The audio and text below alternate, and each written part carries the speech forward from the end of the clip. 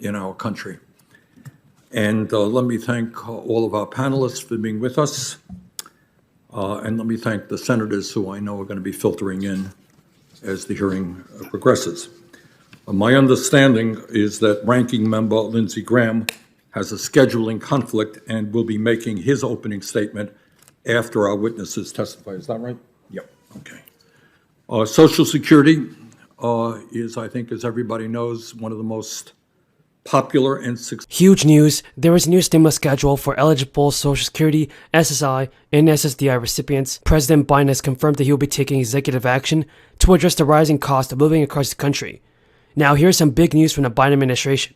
The Transportation Secretary told CNN that President Biden is working to fortify the economy amid steep inflation with efforts to shore up the supply chain and invest in the capacity of our economy to keep up with demand.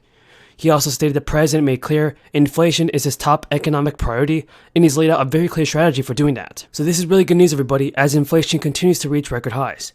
So Buttigieg said the administration will continue to take the steps that are both on the price side and on the growth side to keep the economy strong. An ABC News poll shows the economy and inflation are top of the mind for voters ahead of the midterms. According to the poll, only 37% of Americans approve of Biden's handling of the economic recovery. The current inflation rate is 8.2%. And Buttigieg told CNN that the president has proposed a number of things to help improve the economy that could be passed by Congress, including lowering the cost of insulin, childcare, and housing.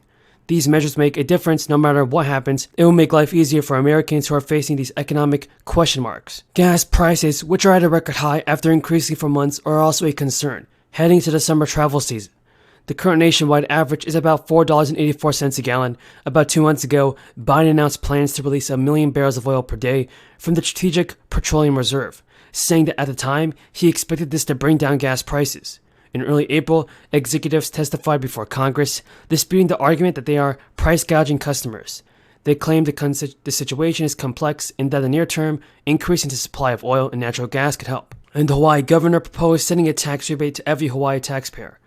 Taxpayers, folks, $5,000 can be claimed right now by many Americans. Negotiations are beginning on boosted cash payments that would actually help provide financial aid to many low-income households. Here is the latest news on another round of stimulus checks. The Alaska Senate approved a state spending package, and that includes spending cash payments of $5,500 for people in Alaska. The package includes dividends of about $4,200 to residents this year, as well as energy relief. These energy relief checks are about $1,300. The vote in Alaska comes as a number of other states are considering sending more direct payments to the residents as Americans continue to grapple with record high inflation and rising gas prices, driven by the crisis.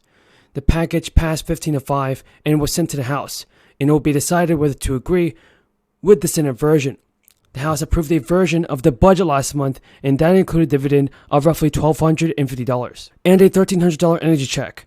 Lawmakers in recent years have been divided over the size of the dividend, traditionally paid with earnings from the state oil's wealth fund, known as the Alaska Permanent Fund. During a debate on the budget, the Senate voted 10-9 in support of a dividend of about $4,200. The cost for the size dividend would be nearly $2.8 billion, while the cost of the proposed energy payment is estimated at $840 million. Supporters of the Senate budget argued that Alaskans could use the financial help, while critics raised concerns about the possible fiscal consequences. The Alaska House Speaker was critical of conservative lawmakers in the state Senate for voting for a budget that could dip deeply into the state's savings. And also, everybody, over 300,000 low-income essential workers across Massachusetts will begin receiving their second round of stimulus checks this week. The $500 payment is scheduled to be mailed out starting Monday as part of the Baker's administration crisis employee premium program. The first set of these payments were announced in February and distributed to around 480,000 people in March. This round offers another $165 million in relief funding to an estimated 330,000 eligible residents in June. Eligibility is based on Massachusetts tax returns for 2021. To qualify, you have had to make at least $13,000 and seen the total income at or below 300% of the federal poverty level. For a household of one person, that level was around $38,000. For a family of four, that would be up to $79,000. Those who received the payment in the first round or who received unemployment benefits in 2021 are not eligible for this, however. Massachusetts executive branch employees who received a one-time crisis-related payment from the state are also ineligible. The first round of payments was determined by 2020 state tax returns and followed similar criteria.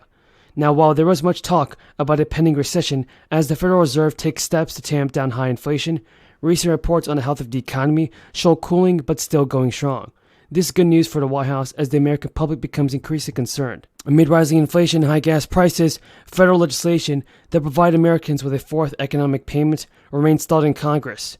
Democratic Representative Mike Thompson announced that he was introducing new legislation that would send eligible Americans energy stimulus checks are finally here, everybody. Over 20 states and cities have agreed to send out extra stimulus cash to their residents this year. Now, there could be definitely more relief coming as soon as new proposals are put forward. Now, in the face of inflation worries, many politicians are trying to get the cash to the citizens any way they can.